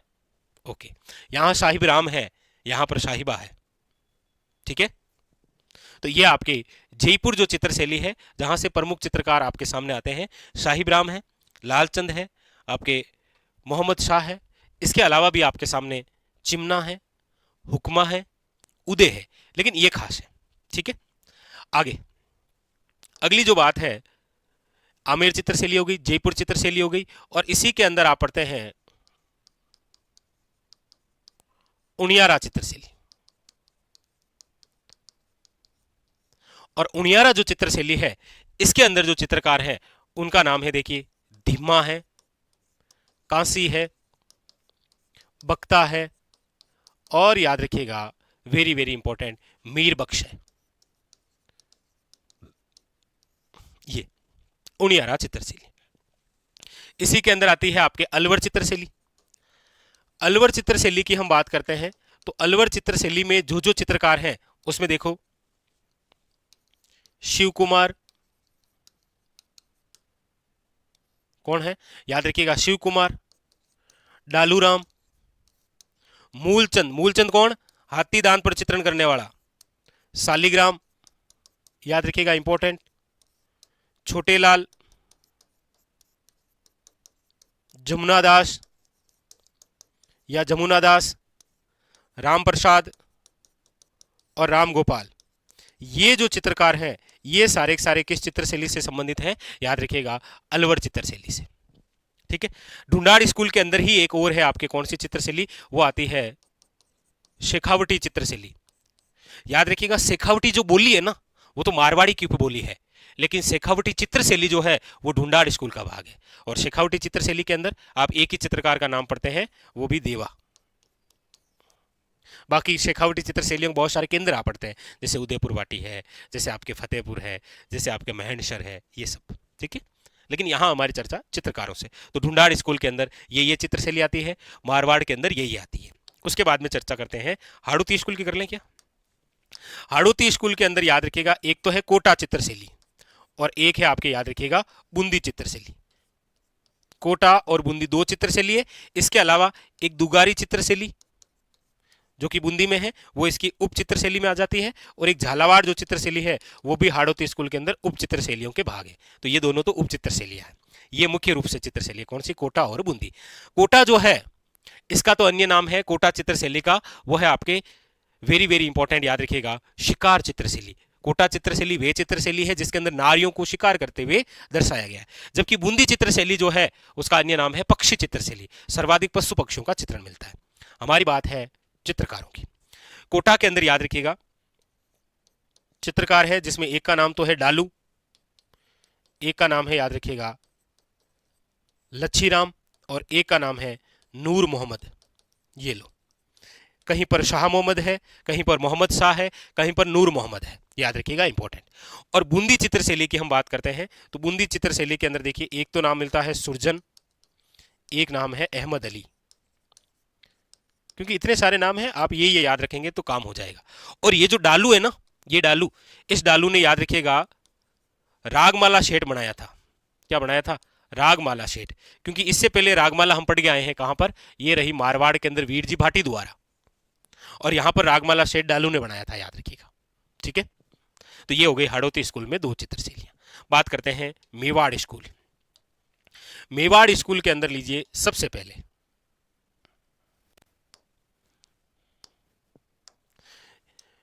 मेवाड़ स्कूल में सबसे पहले बात करते हैं मेवाड़ चित्रशैली। और मेवाड़ जो चित्रशैली है यही हमारे राजस्थान के अंदर सभी चित्रशैलियों की जन्मदाता है। मेवाड़ चित्रशैली के अंदर जो जो चित्रकार हैं उसमें देखिए नाम है वेरी वेरी इंपॉर्टेंट, साहिबदीन। और ये वही साहिबदीन है जिसने किसका चित्रण किया है? रागमाला का। तो आप कहेंगे सर मारवाड़ में रागमाला वीर जी भाटी, कोटा में रागमाला शेठ डालू और मेवाड़ में रागमाला साहिबदीन। साहिबदीन है, इसी के अंदर चित्रकार का नाम है नासिरुद्दीन है, इसी के अंदर नाम मिलता है नूरुद्दीन है। क्या नाम मिलता है, याद रखिएगा, नूरुद्दीन है। अच्छा, इसके अलावा मेवाड़ चित्रशैली के अंदर और जो चित्रकार हैं उसमें देखिए भीकमचंद है, हीरानंद है, कमलचंद है, आपके भेरूराम है, कृपाराम है, नानाराम है, याद रखिएगा, मनोहर है, उमरा है और जीवा है। ये सारे जो चित्रकार हैं वो किसके हैं, मेवाड़ चित्र से लेके, याद रखिएगा। ठीक है, आगे मेवाड़ के बाद में, मेवाड़ चित्रशैली के बाद में मेवाड़ स्कूल का जो अगला भाग है वो है आपके चावंड चित्रशैली। और चावंड चित्रशैली में एक ही नाम याद रखना है, वो है आपके निसारदीन। और निसारदीन ने ही रागमाला का चित्रण किया है। मुख्यतः रागमाला का चित्रण करने वाला निसारदीन है, याद रखिएगा 1605 में, क्योंकि साहिबदीन ने किया था रागमाला का मेवाड़ में 1628 में, वीरजी भाटी ने किया था 1623 में, डालू ने रागमाला सेठ बनाया था 1768 में। ठीक है, तो चावंड में याद रखिएगा एक ही है, कौन, निसारदीन। उसके बाद में फिर अगली मेवाड़ स्कूल के अंदर जिस चित्रशैली की बात करते हैं वो है देवगढ़ चित्रशैली। कौन सी, देवगढ़। देवगढ़ चित्रशैली के अंदर जो चित्रकार हैं उनका नाम है आपके, देखो, चोका है, कंवला है, कंवला प्रथम और सेकंड दो है, फर्स्ट भी है सेकंड भी है, बक्ता है, याद रखिएगा, और बेजनाथ है और हरचंद। ये जो चित्रकार है ये आपके किससे संबंधित हैं, देवगढ़ चित्रशैली से। मेवाड़ स्कूल के अंदर एक चित्रशैली और बची है और वो है आपके नाथद्वारा चित्रशैली। और नाथद्वारा चित्रशैली के अंदर महिला जो चित्रकार हैं उनका नाम है आपके, याद रखिएगा, कमला इलायची। नाथद्वारा चित्रशैली के अंदर महिलाओं के नाम है कमला और इलायची। और जो पुरुष चित्रकार हैं, पुरुष चित्रकार, उनमें नाम है, देखिए, घासीराम है, चतुर्भुज है, नारायण है और याद रखिएगा राम गोपाल विजयवर्गीय है। राम गोपाल विजयवर्गीय, याद रखिएगा। क्लियर। तो ये हमारे राजस्थान के अंदर प्रमुख जो चित्रशैली होती है और प्रमुख चित्रशैली में जो चित्रकार होते हैं उन सब की बात। एक क्वेश्चन आपके एग्जाम में जरूर आएगा, ये तय है। ठीक है, तो इस सेशन का उद्देश्य यही है कि अब आपके एग्जाम जल्दी है तो आपका रिवीजन हो जाए। ठीक है, और मुझे लगता है चित्रकला के अंदर चित्रशैलियों के जो सभी चित्रकार होते हैं उन सभी का रिवीजन आपके सामने ये रहा। ठीक है, वो बड़ा महत्वपूर्ण और बड़ा खास बिंदु है। आज की चर्चा रहेगी हमारे सामने, वो रहेगी राजस्थान में प्रमुख बोलियां और इन सभी बोलियों की उपबोलियां। क्योंकि आप देखते हैं कि लगभग एग्जाम के अंदर यहां से कोई ना कोई क्वेश्चन आपको देखने को जरूर मिलता है कि राजस्थान के अंदर प्रमुख रूप से बोलियां या फिर उपबोलियां कौन कौन सी है, इससे संबंधित। ठीक है, सबसे पहले तो आप ये देखिए कि राजस्थान के अंदर प्रमुख रूप से जो है वो 5 ही बोली है। कौन कौन सी है, प्रमुख रूप से 5 बोली आप पढ़ते हैं। कौन कौन सी, देखिए, एक तो आप पढ़ते हैं मारवाड़ी। ठीक है, एक आप पढ़ते हैं इधर, वो है वागड़ी। ठीक है, एक इधर आप पढ़ते हैं, वो है आपके मालवी। ठीक है, मालवी। एक आप पढ़ते हैं, वो पढ़ते हैं ढूंढाड़ी। और एक आप पढ़ते हैं मेवाती। प्रमुख रूप से देखा जाए तो हमारे राजस्थान में ये 5 बोलियां हैं। अच्छा, अब आपके जहन में एक बोली आ रही होगी कि सर मेवाड़ी नहीं लिखी। देखिए, मेवाड़ी जो है वो आपके इस मारवाड़ी की क्या है, उपबोली। मेवाड़ी जो है वो इसी मारवाड़ी की उपबोली है। आप कहेंगे सर आपने हाड़ौती नहीं लिखी। हाड़ौती जो है वो याद रखिएगा इस ढूंढाड़ी की क्या है, उपबोली। यहां पर आपके सामने बात क्लियर हुई कि सर हमारे राजस्थान में प्रमुख रूप से 5 है, मारवाड़ी है, वागड़ी है, मालवी है, ढूंढाड़ी है और मेवाती है। लेकिन ये जो मेवाड़ी है ये मारवाड़ी की उपबोली है, जबकि हाड़ौती जो है वो किसकी है, ढूंढाड़ी की उपबोली है। क्लियर। आइए इनके बारे में और भी चर्चा करते हैं, जहां से और भी नए नए क्वेश्चन आपको देखने को मिलते हैं। सबसे पहले चर्चा करते हैं मारवाड़ी। ये देखिए, ये जो मारवाड़ी बोली है, याद रखिएगा हमारे राजस्थान में सर्वाधिक बोली जाने वाली जो बोली है वो कौन सी है? मारवाड़ी। पहली बात तो ये हो गई कि जितनी भी बोलियां आप पढ़ेंगे राजस्थान में, इसमें सर्वाधिक विस्तृत या सर्वाधिक बोली जाने वाली जो बोली है वो कौन सी है? मारवाड़ी। दूसरे नंबर पर सर्वाधिक बोली जाने वाली जो बोली है वो है आपके कौन सी? याद रखिएगा मेवाड़ी। एक बात क्लियर हुई। दूसरा क्वेश्चन आता है कि राजस्थान के अंदर विशुद्ध रूप से, क्वेश्चन आता है कि राजस्थान में विशुद्ध रूप से मारवाड़ी कहाँ बोली जाती है? तो याद रखिएगा वो जिला है आपके कौन सा? जोधपुर। विशुद्ध रूप से मारवाड़ी कहाँ बोली जाती है? तो याद रखिएगा वो जिला है जोधपुर। अच्छा, ये जो मारवाड़ी है, इसका जो प्राचीन नाम है, इसका जो प्राचीन नाम है वो नाम हुआ करता था, याद रखिएगा, मरुभाषा। मारवाड़ी का प्राचीन नाम जो है वो क्या हुआ करता था? मरुभाषा। और इसका जो उल्लेख है वो आपको जिस ग्रंथ में मिलता है वो है ग्रंथ आपके, याद रखिएगा, कौन सा? कुवलयमाला। अच्छा क्वेश्चन है, कुवलयमाला जो ग्रंथ है इसके अंदर कुल कितनी देशी भाषाओं का उल्लेख है? याद रखिएगा 18 देशी भाषाओं का क्या है? उल्लेख है। और कुवलयमाला ग्रंथ के लेखक कौन है? तो याद रखिएगा उद्योतन सूरी। याद रखिएगा कौन है? उद्योतन सूरी। बड़ा इंपॉर्टेंट और महत्वपूर्ण सा बिंदु।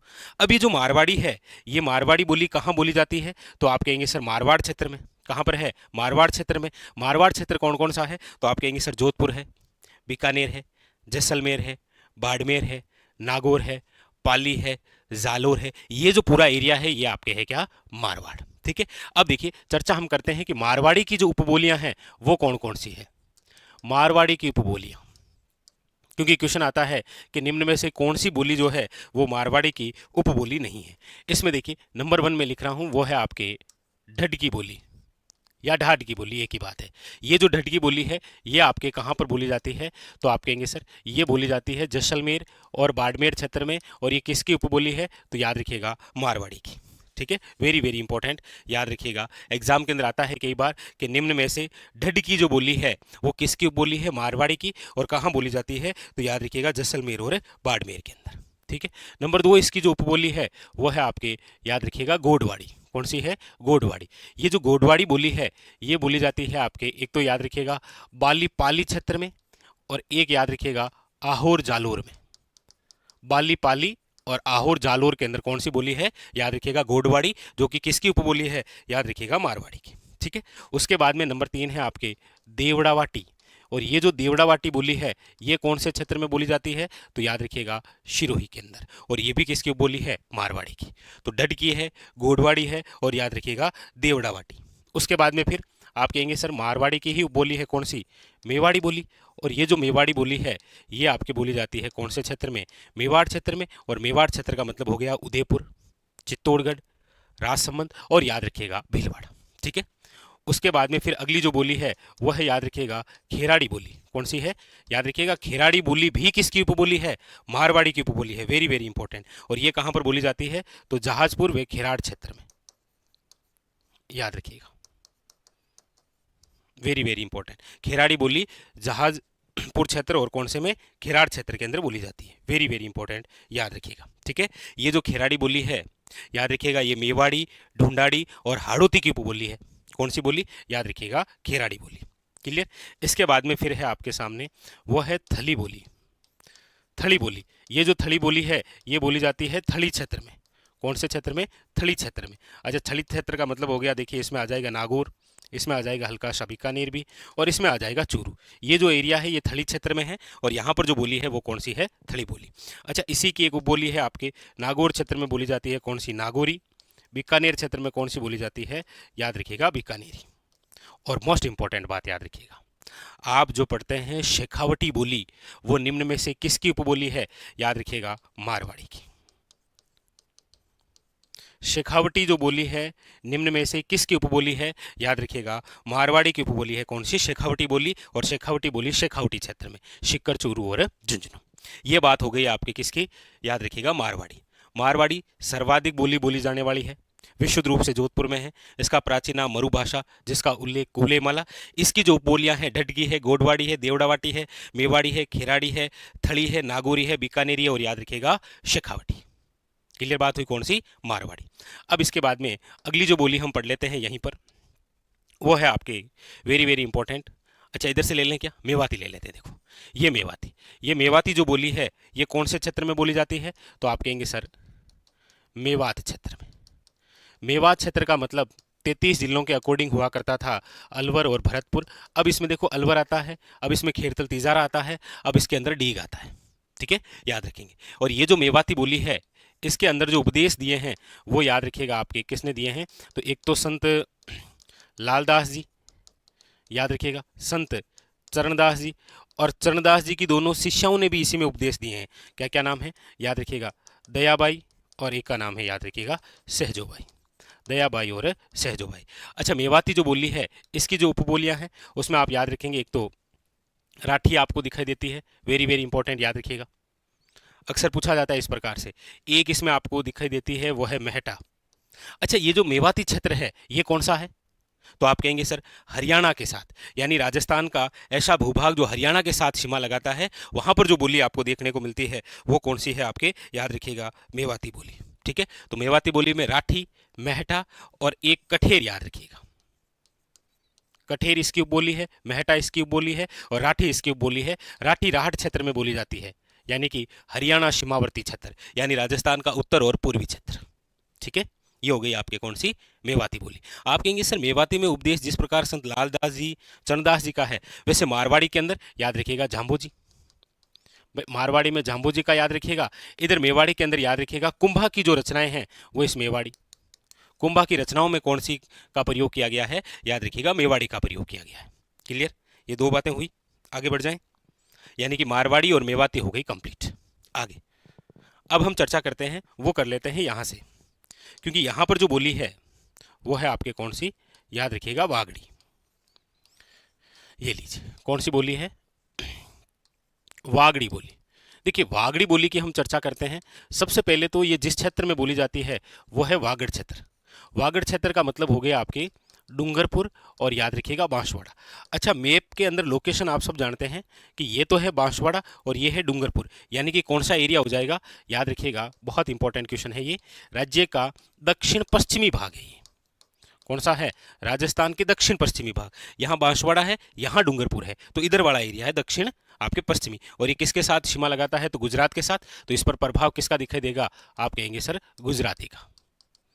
गुजराती का जो प्रभाव है वो इस पर दिखाई देता है। अच्छा ये वागड़ी बोली जो है याद रखिएगा, इसे भिल्ली बोली बताया है। वागड़ी बोली को भिल्ली बोली किसने बताया है, तो याद रखिएगा डॉक्टर अब्राहिम गिरियसन। नाम तो आप सब जानते हैं, डॉक्टर अब्राहिम गिरियसन वही व्यक्ति हैं जिन्होंने भाषा के आधार पर हमारे भूभाग को क्या नाम दिया था, राजस्थानी नाम दिया था। भाषा के आधार पर आप कमेंट करके बताइएगा राजस्थानी भाषा दिवस कब मनाया जाता है, राजस्थानी भाषा दिवस जो है वो कब मनाया जाता है। और एक राजस्थानी प्रवासी दिवस, ये भी अभी एक नया है। ये दोनों आप कमेंट करके बताइएगा ना, ये दोनों क्वेश्चन जो है वो आप कमेंट करके बताएंगे। तो यहाँ पर बोली हो गई है कौन सी, वागड़ी बोली। और वागड़ी बोली के अंदर जिसके उपदेश मिलेंगे वो है आपके संत माव जी। ये लो कौन से हैं, याद रखिएगा संत माव जी। क्लियर है, कंप्लीट। चलिए अब देखिए, अब हम आगे बढ़ते हैं और यहीं पर चर्चा कर लेते हैं। एक बोली है जिसका नाम है मालवी। देखिए ये जो मालवी बोली है ये बोली जाती है आपके मालवा क्षेत्र में। कौन से क्षेत्र में, मालवा। मालवा का मतलब हो गया है, देखिए झालावाड़ है, प्रतापगढ़ है, हल्का सा चित्तौड़गढ़ भी आ जाता है, हल्का सा कोटा भी इसमें आ जाता है। तो ये जो एरिया है ये मालवा क्षेत्र है, जहां पर कौन सी बोली है, याद रखिएगा मालवी। अच्छा मालवी जो बोली है, महत्वपूर्ण जो क्वेश्चन आता है वो इसकी उपबोलियों से आता है, याद रखेंगे आप। क्योंकि मालवी की जो उपबोलियां हैं उसमें आप देखेंगे तो देखिए क्या क्या नाम है इंपॉर्टेंट, याद रखिएगा। जैसे एक है आपके रागड़ी, कौन सी है, रागड़ी। एक है आपके कौन सी, निम्बाड़ी है। एक है आपके उम्मटवाटी, एक है आपके याद रखिएगा पाटवी, और एक है आपके रतलामी। ये जो 5 बोलियां हैं ये किसकी है, याद रखिएगा मालवी। क्वेश्चन आता है कई बार रागड़ी और निम्बाड़ी जो है वो निम्न में से किसकी उपबोलियां हैं, याद रखिएगा वेरी वेरी इंपॉर्टेंट मालवी की। इसमें एक बात याद रखिएगा, ये जो रागड़ी दिखाई दे रही है ना, रागड़ी, ये आपके मालवी प्लस मारवाड़ी की उपबोली है, मतलब इसका मिश्रण है, याद रखिएगा। रागड़ी बोली याद रखिएगा किसकी उपबोली है, मालवी की, लेकिन इस पर प्रभाव या ये मिक्सर किसका है, तो Malvi plus Marwari is equal to Ragdi, याद रखेंगे। ठीक है, तो ये हो गई आपकी कौन सी, मालवी बोली, मालवा क्षेत्र। क्लियर। अब बची है अंतिम एक और बोली, और वो है आपकी कौन सी, वो है ढूंढाड़ी। देखिए ये जो ढूंढाड़ी है, आप सब जानते हैं कौन से क्षेत्र में है, तो ढूंढाड़ क्षेत्र में है। ढूंढाड़ क्षेत्र का मतलब हो गया है जयपुर, दौसा, सवाई माधोपुर, टोंक, ये जो पूरा एरिया है ये आपके किस में आता है, ढूंढाड़ क्षेत्र के अंदर, याद रखेंगे आप। ठीक है, और ढूंढाड़ी की जो जो उपबोलियां हैं उसमें देखिए सबसे प्रमुख तो एक आप याद रखेंगे, वो है तोरावटी। क्योंकि तोरावटी जो बोली है ये बोली जाती है कांतली नदी के आसपास, यानी कि शिकर और झुंझुनू जैसे क्षेत्र में। लेकिन याद रखेंगे शेखावटी जो बोली है, ये रही आपके सामने, शेखावटी जो बोली है वो तो किसकी बोली है, याद रखेंगे, मारवाड़ी की। वेरी वेरी इंपॉर्टेंट, याद रखिएगा आप, किसकी है, वेरी वेरी इंपॉर्टेंट, शेखावटी बोली जो है वो तो है मारवाड़ी की उपबोली। लेकिन यहां पर आप ध्यान दीजिए, तोरावटी जो है, तोरावटी जो है वो किसकी उपबोली है, याद रखिएगा, ढूंढाड़ी की। ठीक है, इसके अलावा देखिए, इसके अलावा ढूंढाड़ी की उपबोलियों में राजावटी आ जाती है, याद रखिएगा। इसके अलावा नागरचोल आ जाती है, इसके अलावा काठेड़ी आ जाती है, इसके अलावा अजमेरी आ जाती है, इसके अलावा किशनगढ़ी है।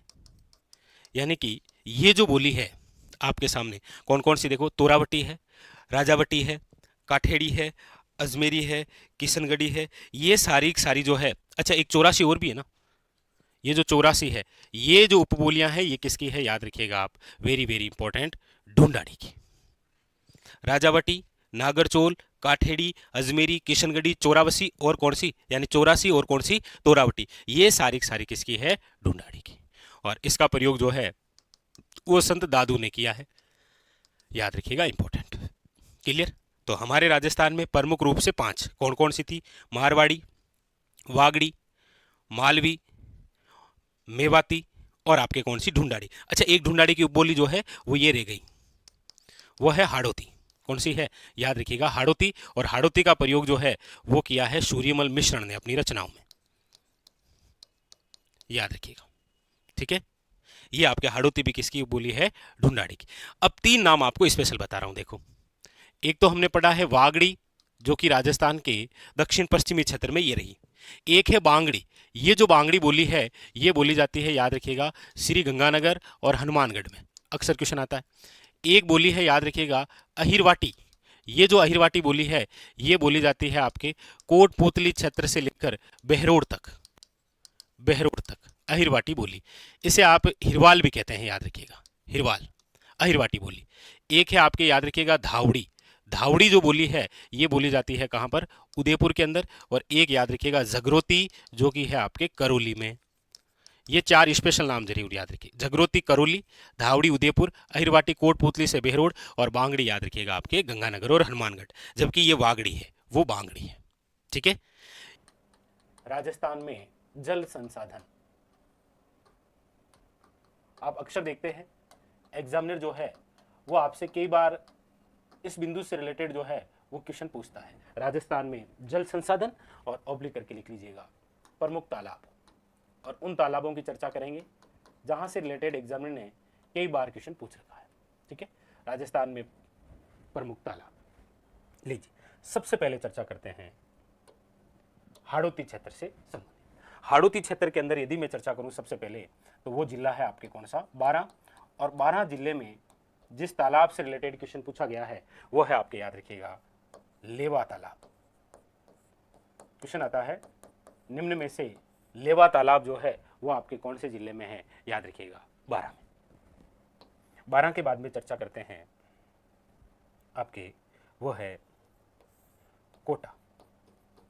कोटा के अंदर यदि हम चर्चा करें तो याद रखिएगा वो है आपके सामने किशोर सागर तालाब। कई बार क्वेश्चन आता है किशोर सागर तालाब या फिर झील राजस्थान के कौन से जिले में है, तो याद रखिएगा कोटा। लेवा तालाब पूछे तो 12 हो गया, किशोर सागर पूछे तो याद रखिएगा कोटा हो गया। अच्छा, यहां से यदि हम झालावाड़ से चर्चा करेंगे तो झालावाड़ से रिलेटेड क्वेश्चन आएगा, तो वो है आपके सामने, याद रखिएगा, Chandrabhaga. Very very important, Chandrabhaga जो झील है वो आपके राजस्थान के कौन से जिले में है, याद रखिएगा, झालावाड़। आगे अगली बात है वो है आपके सामने बूंदी को लेकर। बूंदी जो है याद रखिएगा, यहां पर जो तालाब है वो है आपके याद रखिएगा जेत सागर तालाब। कौन सा है? जेत सागर तालाब। ये वही तालाब है जिससे रिलेटेड एक आप कहावत सुनते हैं, हाड़ो ले डूबियो घनघोर। हाड़ा फैमिली जो कि इसी तालाब के अंदर घनघोर का विसर्जन जब करने जा रही थी तब हाथी ने नाव को पलट दिया था, इसलिए पूरी पूरी जो हाड़ा फैमिली थी वो वहां पर वीर गति को प्राप्त हो गई। इसलिए आप पढ़ते हैं हाड़ो ले डूबियो घनघोर। कहावत कहां से संबंधित है? बूंदी के हाड़ा चौहानों से। ठीक है, यहां पर कौन सा तालाब है? याद रखिएगा जेत सागर तालाब। अच्छा, यहां पर एक याद रखिएगा नवलखा झील भी है। नवलखा झील कह सकते हैं या फिर इसे आप पढ़ते हैं नवल सागर झील के रूप में। नवलखा झील या नवल सागर झील के रूप में याद रखिएगा। तो 12 में कौन सा है? लेवा तालाब है। कोटा में कौन सा है? किशोर सागर तालाब है। झालावाड़ में कौन सा है? चंद्रभागा है। और बूंदी में याद रखिएगा जेत सागर तालाब, नवलखा झील या फिर नवल सागर झील भी आप कह सकते हैं। नवल सागर तालाब के रूप में भी आपको पूछा जा सकता है। ठीक है, आइए आगे आगे चलते हैं, चर्चा करते हैं आपके यहां से, यानी कि एक बहुत ही बेहतरीन सा बिंदु। देखिए, नागौर जिला है। इस नागौर जिले के अंदर एक तालाब है जिसका नाम है शुक्र तालाब। क्वेश्चन बहुत बेहतरीन सा है कि निम्न में से शुक्र तालाब का जो निर्माण है वो कब हुआ है? तो 1570 में। अच्छा, किस मुगल शासक द्वारा करवाया गया? याद रखिएगा अकबर द्वारा, क्योंकि आप सब जानते हैं कि अकबर ने 1570 के अंदर एक दरबार लगाया था जिसका नाम था नागौर दरबार, और उसी के तहत एक तालाब बनाया जिसका नाम क्या है? याद रखिएगा शुक्र तालाब। ठीक है, इसी नागौर जिले के अंदर याद रखिएगा एक तालाब आप और पढ़ते हैं और वो है आपके मारवाड़ मुंडवा में मुंडवा तालाब।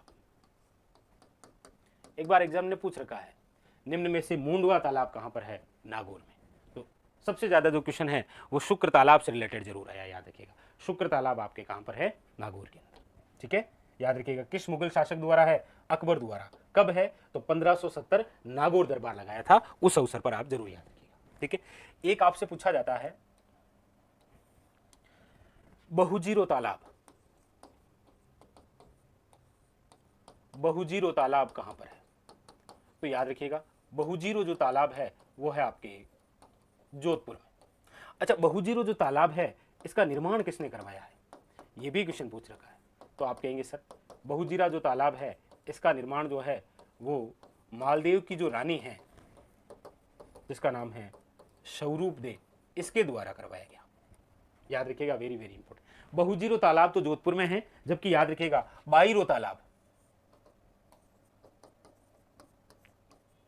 बाईरा तालाब पूछा जाए कि निम्न में से राजस्थान के कौन से जिले में बाईरा तालाब बना हुआ है या बाईरो तालाब बने हुए हैं? याद रखिएगा वो है जिला कौन सा? बांसवाड़ा। बाईरो तालाब पूछे तो बांसवाड़ा है, बहुजीरो तालाब पूछे तो याद रखिएगा जोधपुर है। अच्छा, इसके अलावा याद रखिएगा जोधपुर के अंदर आपके एक तो क्वेश्चन आता है तूर का झालरा, एक याद रखिएगा महिला बाग का झालरा। तूर का झालरा या महिला बाग का जो झालरा है वो आपके कहां पर है? याद रखिएगा जोधपुर में। याद रखिएगा मारवाड़ क्षेत्र के अंदर जल स्रोत को क्या कहा गया है? झालरा। तो तूर का झालरा और महिला बाग का झालरा ये भी आपके राजस्थान के किस जिले में है? जोधपुर में। लेकिन याद रखें ऐसा नहीं है कि पीछे नाम झालरा है तो आप जोधपुर कर दें, नहीं। तूर का झालरा और महिला बाग का झालरा तो कहां पर है? आप कहेंगे सर जोधपुर में। लेकिन याद रखिएगा, लेकिन यहां पर एक बात जरूर याद रखिएगा, वो है आपके ये, यानी कि अजमेर जो जिला है, अजमेर जिले में आप जब तारागढ़ पढ़ते हैं तब आप पढ़ते हैं कि एक तो इब्राहिम का झालरा, एक तो इब्राहिम का झालरा, एक आपके नाना साहब का झालरा। ये कहां पर है? इब्राहिम का झालरा और याद रखिएगा कौन सा? नाना साहब का जो झालरा है वो कहां पर निर्मित है? तो याद रखिएगा अजमेर में। जबकि तूर का झालरा और महिला बाग का जो झालरा है वो आपके कहां पर है? तो याद रखिएगा ये दो झालरा जोधपुर में है और ये दो झालरा आपको याद रखनी है कहां पर है? अजमेर के अंदर। बहुत इंपॉर्टेंट, एग्जाम के लिए बहुत खास। ठीक है, आगे अगली हम बात करते हैं वो है आपके धौलपुर। धौलपुर के अंदर है एक तालाब जिसका नाम है शाही तालाब। लगभग पुराने पेपरों में आपको ये क्वेश्चन जरूर देखने को मिलेगा कि राजस्थान में शाही ये जो तालाब है ये निम्न में से कौन से जिले में है, याद रखिएगा धौलपुर के अंदर। ठीक है, कौन सा शाही ये तालाब धौलपुर के अंदर है। एक आप अक्षर और भी पढ़ते हैं, वो है आपके सामने यहां खेतड़ी। खेतड़ी आप सब जानते हैं कहां पर है, झुंझुनू में है। खेतड़ी जो स्थान है वो आपके कौन से जिले में है, झुंझुनू के अंदर है। और यहां पर जो तालाब बना हुआ है वो है आपके पन्नालाल शाही तालाब। कौन सा है, पन्नालाल शाही तालाब। ये जो पन्नालाल शाही तालाब है ये आपके कहां पर बना हुआ है, याद रखिएगा खेतड़ी झुंझुनू में। शाही ये तालाब कहां पर है, तो आप कहेंगे सर धौलपुर के अंदर। लेवा तालाब कहां पर है, बारां के अंदर। किशोर सागर तालाब कहां पर है, कोटा में। चंद्रभागा झालावाड़ के अंदर। जेत सागर और नवल या नवलखा जो झील है या नवल सागर जो है ये आपके बूंदी में। बाईरो तालाब कट है तो याद रखिएगा बांसवाड़ा में। जबकि बहुजीरो तालाब कट है तो जोधपुर के अंदर। इसका निर्माण किसने करवाया, ये भी एक अच्छा क्वेश्चन है। बाकी ये दो झालरा जरूर याद रखिएगा, एक तो है आपके कौन सा, तो आप कहेंगे तूर का झालरा और महिला बाग का झालरा, ये तो जोधपुर में है। जबकि इब्राहिम खां का झालरा और याद रखिएगा नाना साहब का झालरा, ये दोनों कहां पर है आपके, तो आप कहेंगे सर आपके है अजमेर में। ठीक है, नेक्स्ट। इसके अलावा देखिए जल संसाधन के रूप में आप पश्चिमी राजस्थान में दो खास बिंदु और पढ़ते हैं, कौन कौन से, जहां से भी क्वेश्चन आ रखा है। एक तो आप पढ़ते हैं बाड़मेर के अंदर, याद रखिएगा वो है आपके बाटूड़ा का कुआं। और ये जो बाटूड़ा का कुआं है ये बायतू तहसील बाड़मेर जिले के अंदर है, याद रखिएगा। इसे कहा जाता है रेगिस्तान का जल महल। क्या कहा गया है, याद रखिएगा रेगिस्तान का जल महल। और इसका जो निर्माण है वो किसने करवाया है, तो याद रखिएगा गुलाब सिंह ने। बहुत ही अच्छा और बेहतरीन सा क्वेश्चन। निम्न में से रेगिस्तान का जल महल किसे कहते हैं, तो आप कहेंगे सर बाटूड़ा का कुआं जो है इसे क्या कहते हैं, आपके रेगिस्तान का जल महल। लेकिन याद रखिएगा राजस्थान में जल महलों की नगरी, राजस्थान में जल महलों की जो नगरी है वो तो आप किसे कहते हैं, तो आप कहेंगे सर डीग। यानी कि पूछ लिया जाए राजस्थान में प्रसिद्ध जो जल महल है, प्रसिद्ध जल महल वो आपके कहाँ के जल महल हैं, तो डीग के जल महल हैं। लेकिन याद रखिएगा एक क्वेश्चन आपको राजधानी से भी पूछा जाता है। राजधानी से क्या पूछा जाता है, राजधानी से आपसे पूछा जाता है कि जयपुर का प्रसिद्ध जल महल किस झील में है। जयपुर का जो जल महल है वो कौन सी झील में बना हुआ है, तो आप कहेंगे सर वो बना हुआ है मानसागर झील में। जयपुर का जो जल महल है वो किस में बना हुआ है, याद रखिएगा मानसागर झील में। तो जल महलों से याद रखिएगा एक तो रेगिस्तान का जल महल बाटूड़ा का कुआं है बायतू बाड़मेर के अंदर, आपके गुलाब सिंह द्वारा निर्मित। एक जल महलों की नगरी है आपके कौन सी, याद रखिएगा डीग, राजस्थान के प्रसिद्ध जल महल कह सकते हैं आप। जयपुर का जो जल महल है वो याद रखिएगा मानसागर झील। ठीक है, वेरी वेरी इंपॉर्टेंट। और एक खास जो बिंदु है वो है आपके जैसलमेर। जैसलमेर के अंदर क्वेश्चन आता है आपके कि निम्न में से थार का घड़ा किसे कहते हैं। थार का घड़ा किसे कहा गया है, तो याद रखिएगा चांदन नलकूप को। और ये जो चांदन नलकूप है ये आपके राजस्थान के कौन से जिले में, तो याद रखिएगा जैसलमेर। कौन से जिले में है, याद रखिएगा जैसलमेर के अंदर। तो यहां से रिलेटेड देखिए कौन कौन से क्वेश्चन जो आज तक एग्जाम ने पूछ रखे हैं, बहुत ज्यादा इंपॉर्टेंट और खास। देखिए शुक्र तालाब जरूर याद रखिएगा क्योंकि मुगल जो शासक हैं अकबर द्वारा निर्मित है, काफी बार पूछा गया। मूंडवा तालाब भी जरूर याद रखें। बहुजीरा तालाब जो है इसका निर्माण किसने करवाया था, ये आपके सामने क्वेश्चन आ रखा है। तूर का झालरा, महिला बाग का झालरा, इब्राहिम का झालरा और नाना साहब का झालरा, ये चार झालरा जो है वो आपको जरूर याद रखिएगा। ठीक है, बांसवाड़ा में बायरू तालाब जरूर याद रखना है। और इधर आपके रेगिस्तान का जो जल महल है वो आपके बाटूड़ा का कुआं है, जल महलों की नगरी, प्रसिद्ध जल महल और जयपुर का जल महल। ठीक है, उसके अलावा देखिए लेवा तालाब पूछा गया है। शाही तालाब बहुत प्रसिद्ध है। शाही तालाब, शुक्र तालाब, चार झालरा और आपके बाटूड़ा का कुआं, ये बहुत खास है। और एक ये आपके थार का गड़ा जिसे आप चांदन नलकूप जैसलमेर। ठीक है, तो आज का ये हमारा छोटा सा जो बिंदु है वो था राजस्थान में जल संसाधन प्रमुख तालाब से रिलेटेड। ठीक है, स्टार लगा लीजिए। हो सकता है कि शुक्र तालाब, शाही तालाब या लेवा तालाब या फिर बहुजीरो तालाब या फिर तूर का, महिला बाग का, इब्राहिम का या नाना साहब का झालरा, यहाँ से या जल महलों की नगरी से रिलेटेड आपको क्वेश्चन देखने को मिले। ठीक है, और उस महत्वपूर्ण बिंदु के बारे में चर्चा करेंगे जो लगभग सभी एग्जामों के अंदर बहुत इंपॉर्टेंट होता है। यानी कि आज हम जिस बिंदु के बारे में चर्चा करेंगे वो है आपके सामने राजस्थान में लोक नाट्य। और हम चर्चा कर रहे हैं उस लोक नाट्य को लेकर जो राजस्थान के अंदर लोक नाट्यों में सर्वाधिक लोकप्रिय एक नाट्य विद्या है। तो पहला क्वेश्चन यहीं से बन गया कि राजस्थान का सबसे लोकप्रिय नाट्य विद्या कौन सी है। तो आप कहेंगे सर राजस्थान में सबसे लोकप्रिय नाट्य विद्या जो है वो है आपके सामने ख्याल। कौन सी है? ख्याल। तो आज हम राजस्थान के अंदर प्रमुख जो ख्याल है उसके बारे में चर्चा करने वाले हैं, क्योंकि वहां से क्वेश्चन बनता है। तो पहला क्वेश्चन तो आपके सामने यहीं से बन गया कि राजस्थान में सबसे लोकप्रिय नाट्य विद्या कौन सी है, तो वह है ख्याल। अच्छा, ख्याल का अर्थ क्या होता है? तो आप कहेंगे सर ख्याल का अर्थ होता है खेल। अच्छा, इस ख्याल की जो शुरुआत है वो कब हुई है? तो आप याद रखिएगा ख्याल की जो शुरुआत है वो हुई है आपके 18वीं सदी में। वेरी वेरी इंपॉर्टेंट, कई बार क्वेश्चन इस प्रकार से भी मिल जाता है कि शुरुआत 18वीं सदी। अच्छा, ख्याल का अर्थ खेल से, और क्या होती है ख्याल? तो आप कहेंगे सर खेल के साथ संगीत में जो कला होती है, संगीत में कला, उसे आप क्या कहते हैं? ख्याल। और आप देखते हैं कि प्रत्येक क्षेत्र के अंतर्गत जो है वो अलग अलग खेल खेले जाते हैं और अलग अलग वहाँ की क्या है? संगीत कला। इसीलिए आप देखेंगे राजस्थान के लगभग सभी क्षेत्रों में अलग अलग प्रकार के ख्याल हैं, जैसे कुचामणी ख्याल, शेखावटी ख्याल, अलीबख्शी ख्याल, कन्हैया ख्याल, तुरा कलंगी ख्याल। तो अलग अलग क्षेत्र के अंदर यानी कि खेल के साथ क्या है? संगीत में कला, उसे आप क्या कहते हैं? याद रखिएगा ख्याल। ठीक है, ख्याल के जो कलाकार होते हैं उन्हें खिलाड़ी कहते हैं। आप कलाकार जो होते हैं उन्हें आप क्या कहते हैं? खिलाड़ी। याद रखिएगा जो दल होता है उसे आप क्या बोलते हैं? तो याद रखिएगा अखाड़ा। क्या बोलते हैं? अखाड़ा। अच्छा, इसमें जो सूत्रधार होता है उसे क्या बोलते हैं? हलकारा।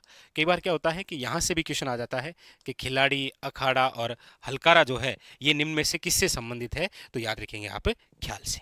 ठीक है, आइए चर्चा करते हैं राजस्थान के अंदर उन प्रसिद्ध ख्याल को लेकर जो एग्जाम के लिए सबसे ज्यादा खास होते हैं।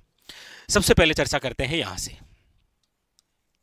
और यहां पर जो ख्याल है आपके सामने वो है, लीजिए, कुचामणी ख्याल। कौन सी ख्याल है? कुचामणी ख्याल। कुचामणी ख्याल से रिलेटेड पहला क्वेश्चन आपके सामने कि कौन से क्षेत्र की है? तो आप कहेंगे सर कुचामण। कुचामण आप सब जानते हैं कि वर्तमान के अंदर डीडवाना कुचामण नाम से एक नया जिला है, जबकि ये पहले किस जिले का भाग था? तो आप कहेंगे सर नागौर का। ठीक है, बस इतना ही इंपॉर्टेंट। अच्छा, इसके बाद में कुचामणी जो ख्याल है इसके प्रवर्तक कौन है? तो आप कहेंगे सर कुचामणी ख्याल जो है इसके प्रवर्तक हैं आपके, याद रखिएगा, लच्छीराम। तो क्वेश्चन आता है लच्छीराम का संबंध राजस्थान में कौन सी प्रमुख ख्याल से है? तो याद रखिएगा कुचामणी ख्याल इंपॉर्टेंट। ठीक है, और इसके अलावा अन्य जो कलाकार है उसका नाम भी जरूर याद रखिएगा, और वो है आपके उगमराज। ये भी नाम दे देता है मनलाइनर। उगमराज का संबंध निम्न में से कौन सी ख्याल से है? तो याद रखिएगा कुचामणी ख्याल। तो कुचामणी ख्याल कहाँ की है? कुचामण की। कुचामण पहले नागौर का भाग था, अब डीडवाना कुचामण के नाम से नया जिला है। प्रवर्तक कौन थे? लच्छीराम। कलाकार कौन है? याद रखिएगा उगमराज। अच्छा, एक बात याद रखिएगा, ये ओपेरा शैली पर आधारित है। ओपेरा शैली पर आधारित, ये एक अच्छा क्वेश्चन और बन जाता है। ठीक है, तो ये बातें हुई कौन सी ख्याल को लेकर? याद रखिएगा कुचामणी ख्याल। क्लियर है? चार बातें हैं, कुचामणी ख्याल कुचामण की, लच्छीराम प्रवर्तक, कलाकार है उगमराज, और ओपेरा शैली पर आधारित। आइए आगे, अगली जो चर्चा है वो करते हैं हम जिस ख्याल को लेकर, वो है आपके, याद रखिएगा, शेखावटी ख्याल। कौन सी ख्याल है? शेखावटी ख्याल। ये जो शेखावटी ख्याल है ये आपके कहाँ की है? तो याद रखिएगा ये है चिड़ावा की। चिड़ावा कहाँ पर है? तो आप कहेंगे सर झुंझुनू में। इसीलिए याद रखिएगा कि ये जो शेखावटी ख्याल है इसी का दूसरा नाम क्या होता है? चिड़ावा की ख्याल। मतलब कई बार ऐसे भी आ सकता है कि निम्न में से चिड़ावा की ख्याल ही शेखावटी की ख्याल है। इसके जो प्रवर्तक हैं वो कौन है? तो आप कहेंगे सर इसका जो प्रवर्तक है वो है आपके नानूराम, और कलाकार जो है वो याद रखिएगा दुलिया राणा। दुलिया राणा। चार बातें शेखावटी ख्याल की है और चार बातें ही किसकी है? कुचामणी ख्याल की, और ये दोनों बहुत इंपॉर्टेंट है एग्जाम के लिए।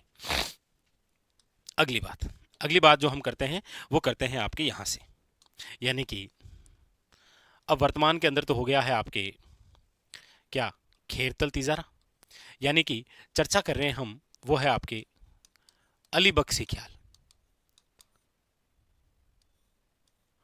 कौन सी है? अली बख्शी ख्याल। और ये जो अली बख्शी ख्याल है, यहां पर तो आपके सामने नाम था दुलिया राणा। अगली जो ख्याल है वो है आपके कौन सी? अली बख्शी ख्याल। और ये जो अली बख्शी ख्याल है, याद रखिएगा, ये है आपके मुंडावर की। कहां की है? मुंडावर। अच्छा, आप सब जानते हैं कि ये जो मुंडावर है, ये पहले आपके कौन से जिले का भाग था? तो आप कहेंगे सर अलवर का। लेकिन वर्तमान के अंदर मुंडावर जो है वो आता है आपके खेरतल तिजारा में। ठीक है, पहले अलवर, वर्तमान है आपके खेरतल तिजारा। तो ये जो अली बख्शी ख्याल है, याद रखिएगा, इसके जो प्रवर्तक हैं, इसके जो प्रवर्तक हैं वो आपके कौन हैं? तो आप कहेंगे सर अली बख्श। और ये जो अली बख्श है, इनको कहा जाता है अलवर का रशखान। याद रखिएगा, अलवर का क्या कहते हैं आप इसे? रसखान। याद रखिएगा। और इसकी एक और खास बात आती कि अली बख्शी ख्याल के अंदर कौन सी बोली है? तो याद रखिएगा अहिरवाटी। कौन सी बोली है? अहिरवाटी बोली। वेरी वेरी इंपॉर्टेंट, याद रखिएगा। तो अली बख्शी ख्याल मुंडावर की। मुंडावर पहले अलवर का भाग था, वर्तमान में खेरतल तिजारा का भाग है। इसके प्रवर्तक कौन है? तो आप कहेंगे सर अली बख्श, जिसे अलवर का क्या कहते हैं? रशखान। कौन सी बोली प्रयुक्त होती है? अहिरवाटी। ठीक है, अगली बात हम करते हैं, वो करते हैं यहां से, और वो है आपके हेला ख्याल। देखिए, ये जो हेला ख्याल है, हेला का मतलब होता है, जैन आप मारवाड़ी में क्या करने, हेलो पाड़नो है, लंबी आवाज दे हेलो पाड़नो है। हेला का अर्थ होता है लंबी आवाज। हेला ख्याल जो है, याद रखिएगा, ये हमारे राजस्थान में कहां की प्रसिद्ध है? तो याद रखिएगा लालसोट दोसा, और साथ में याद रखिएगा सवाई माधोपुर। हेला ख्याल जो है वो आपके कहां कहां की प्रसिद्ध है? तो लालसोट दोसा और याद रखिएगा सवाई माधोपुर यहाँ की प्रसिद्ध है। हेला ख्याल जो है, इसके जो प्रवर्तक हैं वो है आपके कौन? याद रखिएगा हेला शायर। लंबी आवाज देना, हेला से तात्पर्य क्या है? लंबी आवाज। तो ये भी अच्छा खासा क्वेश्चन है कि हेला ख्याल निम्न में से कहां की प्रसिद्ध है? तो याद रखिएगा लालसोट दोसा, सवाई माधोपुर। और हेला ख्याल के प्रवर्तक कौन है? तो याद रखिएगा हेला शायर। ठीक है, आगे है आपके राजधानी की। यदि हम बात करते हैं तो यहां की एक ख्याल है जिसका नाम है आपके जयपुरी ख्याल। कौन सी है? जयपुरी ख्याल। अब ये जो जयपुरी ख्याल है, ये कहां की प्रसिद्ध है? तो आप कहेंगे सर जयपुर की। ये लो, जयपुरी जो ख्याल है वो कहां की प्रसिद्ध है? जयपुर की। जयपुरी ख्याल की जो शुरुआत है वो हुई है आपके, याद रखिएगा, गुणीजन खाना से। आप कहेंगे सर ये कौन सा है? देखिए, गुणीजन खाना आपके जयपुर के एक शासक हैं जिनका नाम है सवाई प्रताप सिंह। उनके दरबार में 22 कवि, 22 ज्योतिषी, 22 विशेषज्ञ, 22 कलाकार रहा करते थे। उन सभी के ठहरने की जो जगह थी वो थी गुणीजन खाना। और वहीं से एक ख्याल निकली जिसका नाम क्या है? जयपुरी ख्याल। इस जयपुरी ख्याल की एक खास बात याद रखिएगा कि इसके अंदर महिला का जो किरदार है वो स्वयं महिला द्वारा निभाया जाता है। महिला का किरदार स्वयं महिला द्वारा ही निभाया जाता है। तो जयपुरी ख्याल जो है उसकी शुरुआत जो है वो गुणीजन खाना नामक स्थान से हुई, क्योंकि यहाँ पर 22 कलाकार, 22 कवि, 22 ज्योतिषी, 22 संगीतज्ञ सब रहा करते थे। ठीक है, तो जयपुरी ख्याल आपके कहाँ की? जयपुर की। विशेष बात, महिला का किरदार महिला द्वारा। बाकी सब जगह महिला का किरदार आप देखेंगे, चाहे आपके शेखावटी ख्याल हो, ये जो ख्याल है इनमें पुरुषों द्वारा निभाया जाता है। यहाँ पर महिला का किरदार कौन निभा रही है? महिला। कौन सी ख्याल है? जयपुरी ख्याल। आगे अगली जिस ख्याल की बात करते हैं वो है आपके यहाँ, ये हो गई आपके कौन सी? वो है किशनगढ़ी ख्याल। किशनगढ़ी ख्याल। ये जो किशनगढ़ी ख्याल है ये याद रखिएगा कहाँ की है? तो आप कहेंगे सर किशनगढ़ की। किशनगढ़ी ख्याल जो है वो है आपके किशनगढ़ की। और इसके जो प्रवर्तक हैं वो है आपके, याद रखिएगा, बंसीधर शर्मा। इंपॉर्टेंट, किशनगढ़ी ख्याल किशनगढ़ की है और इसके प्रवर्तक हैं आपके कौन? याद रखिएगा बंसीधर शर्मा। ठीक है, आगे अगली ख्याल। और अगली ख्याल जो है वो है आपके यहाँ निम्बाहेड़ा, गोसुंडा, चित्तौड़गढ़, यानी कि मेवाड़ क्षेत्र में। और यहां पर जो ख्याल है उसका नाम है, याद रखिएगा, तूरा कलंगी ख्याल। कौन सी है? तूरा कलंगी ख्याल। याद रखिएगा, ये जो तूरा कलंगी ख्याल है, इसकी जो शुरुआत है वो आज से 400 वर्ष पूर्व नीमच क्षेत्र में हुई थी। नीमच जो कि आपके कहां पर है? याद रखिएगा, एमपी के अंदर। तूरा कलंगी ख्याल जो है, इसकी जो शुरुआत है वो याद रखिएगा आज से 400 वर्ष पूर्व। लेकिन राजस्थान के अंदर यदि हम बात करेंगे तो याद रखिएगा मेवाड़, मेवाड़ में चित्तौड़गढ़, चित्तौड़गढ़ के याद रखिएगा एक तो आपके घोसुंडा स्थान आ जाता है, एक आ जाता है आपके निम्बाहेड़ा। यहां पर ये जो ख्याल है वो कौन सी है? तूरा कलंगी ख्याल। इसमें आपको याद रखना है कि तूरा जो है ये तो दर्शाता है भगवान शिव को, और कलंगी जो है वो है आपके, याद रखिएगा, पार्वती। और जितनी भी ख्याल हम पढ़ रहे हैं इनमें से तूरा कलंगी ख्याल एकमात्र ऐसी ख्याल है जो सांप्रदायिक सद्भावना का प्रतीक है। क्या है?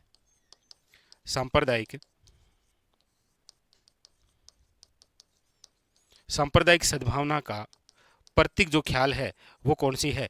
तूरा कलंगी ख्याल। क्योंकि तूरा कलंगी ख्याल के जो प्रवर्तक थे, इनके यदि हम प्रवर्तक की बात करते हैं तो वो है आपके तुक्कनगीर वे शाह अली।